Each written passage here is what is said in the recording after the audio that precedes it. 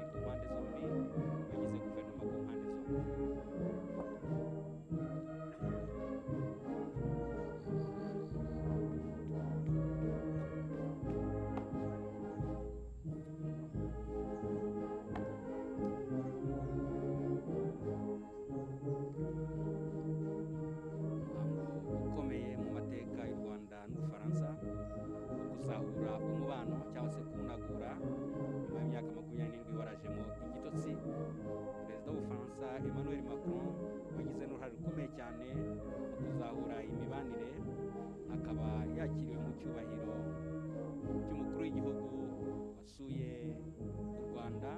Twakomeje kubivuga ko na mbere yo guhaguruka yanditse ko uruzinduko ari ikimenyetso cyangwa se ari intambwe cyangwa se ari paji nshya mu mibanire y'u Rwanda n'Ubufaransa ndetse na Afurika muri rusange.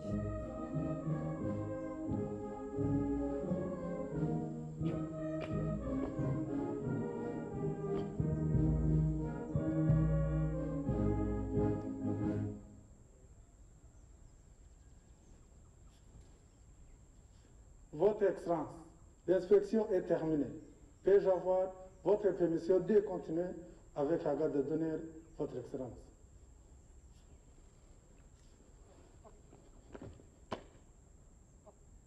umuhango rero abawuyoboye bawukoze mu rurimi rw'igifaransa, ikimenyetso gikomeye cy'uko muri bwa bukungu bw'indimi u Rwanda rukoresha harimo ni igifaransa, byumvikana ko ari n'ururimi rwumvwa neza na perezida w'ubufaransa ndetse n'intumwa bari kumwe.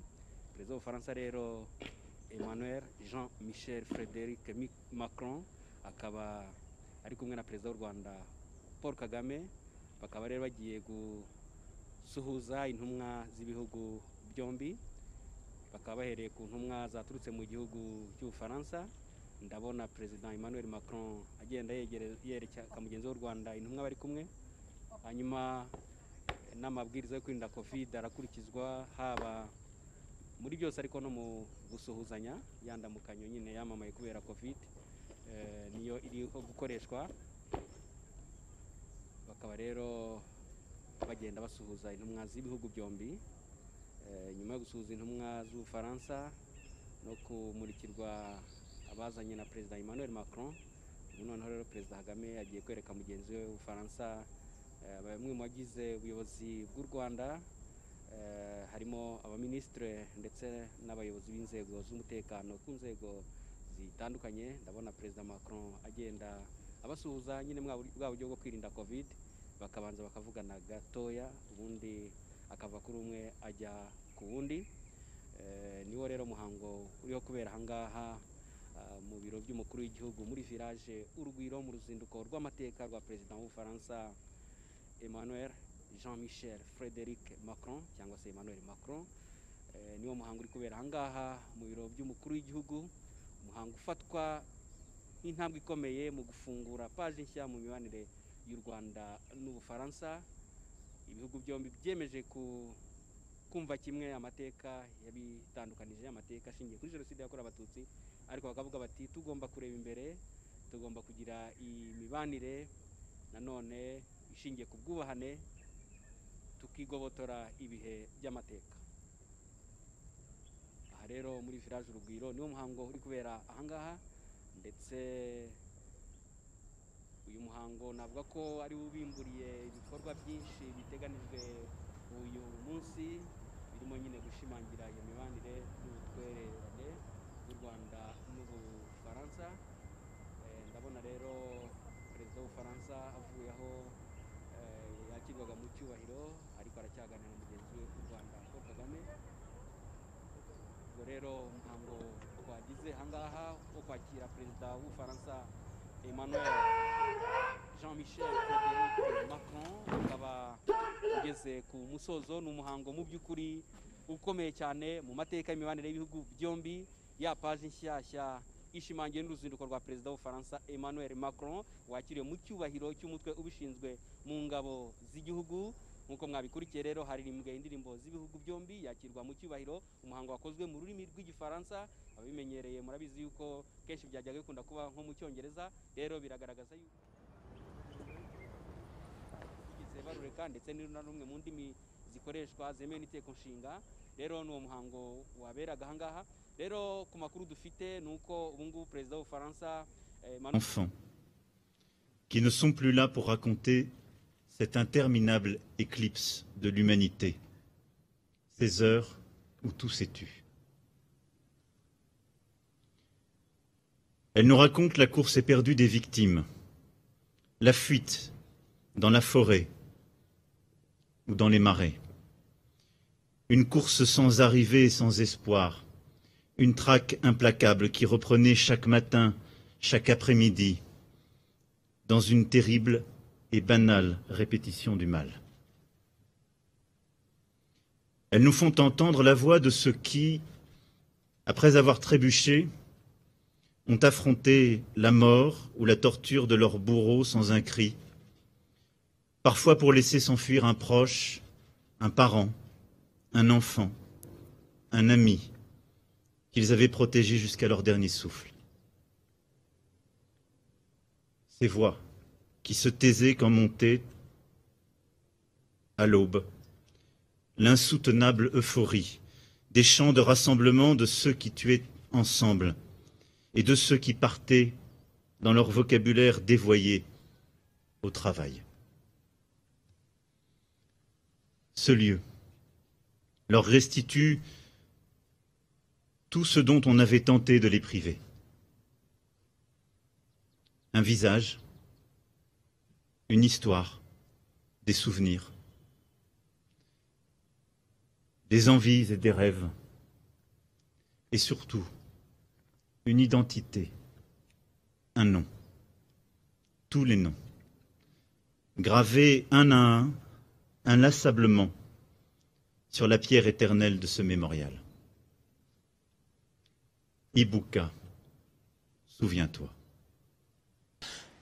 Iryo rero ijambo rya perezida w'igihugu cy'Ubufaransa Emmanuel Macron tariki 27 Gicurasi 2021 andi mateka aranditswe ya page yaje kwandikaho andi mateka iranditswe avuze ijambo rikomeye mu rurimi rw'igifaransa birumvikana reka nyure mu ngingo zimwe nkuru nashoboye kumvamo namwe mwazumvise n'abasesenguzi turacyari kumwe nabo hano. Aravuze ngo abariraye abanyuze muri iryo joro ry'icuraburindi nibo badufitiye impano ikomeye yo kutubabarira. Muduhe iyo mpano ikomeye mutubabarire, nimwe mubishoboye, nimwe mwashobora kutubabarira. Ariko aravuga ati ndibuka, mwumvise inshuro abivuze inshuro ebyiri, niba nabaze neza, ndibuka. Ngarutse rero kuri iryo jambo, mpereye kuri icyo avuze agana ku musozo waryo. Yavuze nk'uko abasesenguzi turi kumwe bakomeje kubivugaho ngo muri politike, muri diplomasi, buri jambo rigira agaciro karyo. Yakoresheje mu gutangirira iyi mbwirwaruhame ye ijambo twakwita ijoro ry'icuraburindi ry'u Rwanda, la nuit rwandaise. Disikuru ye, iyi mbwirwaruhame yakunze kugaruka kuri la nuit rwandaise.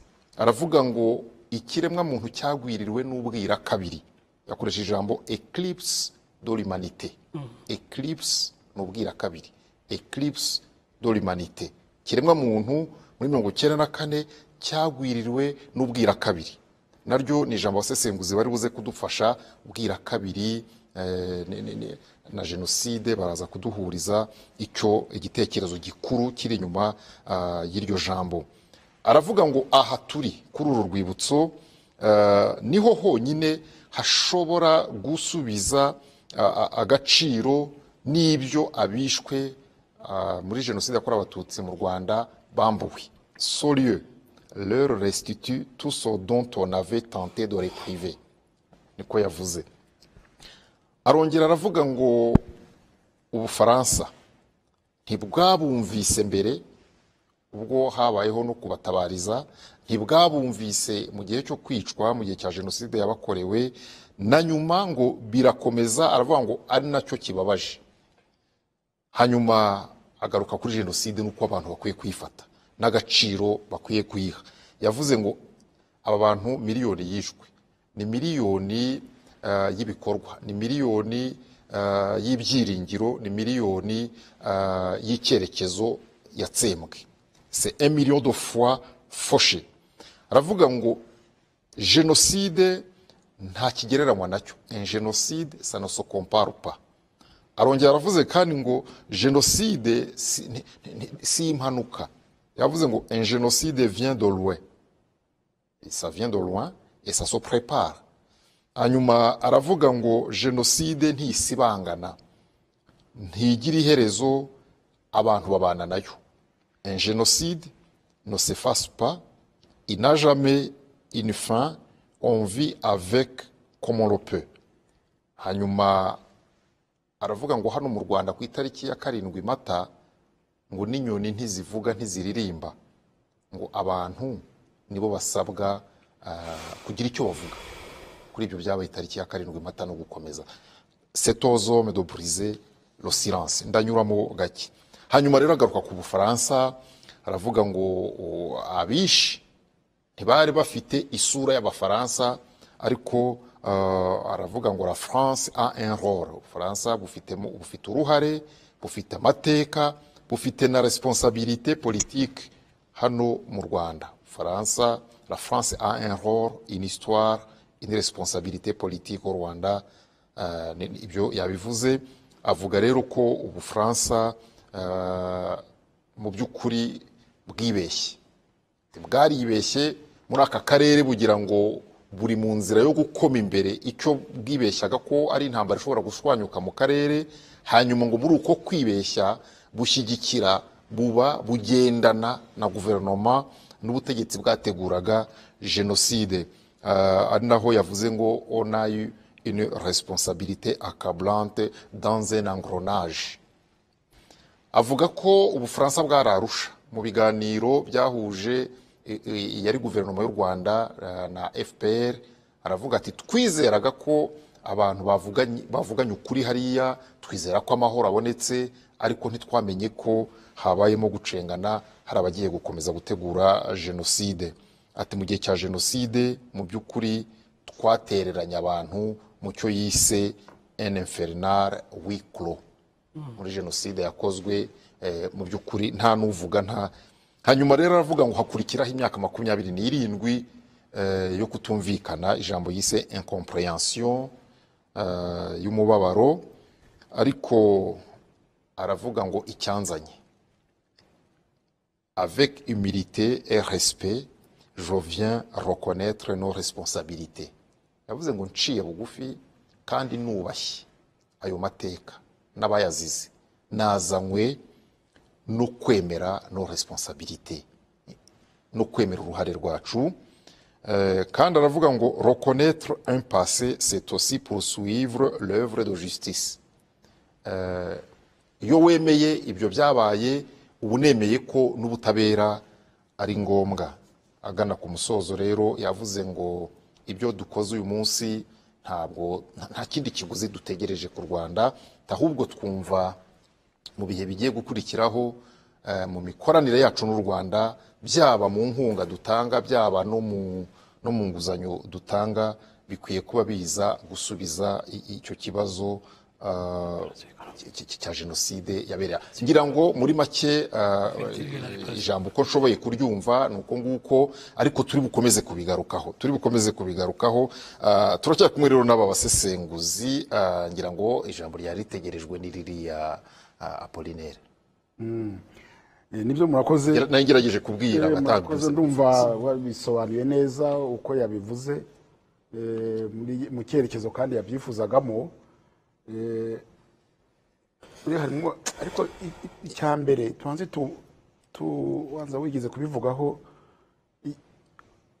kuvugira ijambo hariya ku rwibutso rwa jenoside yakorewe Abatutsi ni ikimenyetso gikomeye cyane.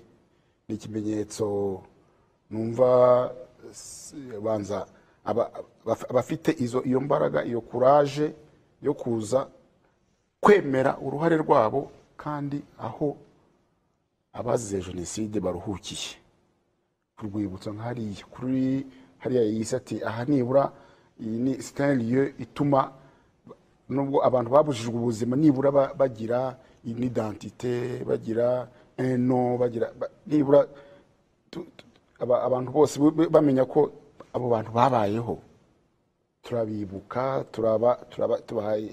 tubahaye yavuze ngo amazina yabo yanditse ku ibuye rihoraho, akaza kubivugira aho ngaho. Numva aricyo kintu cya mbere. Icya kabiri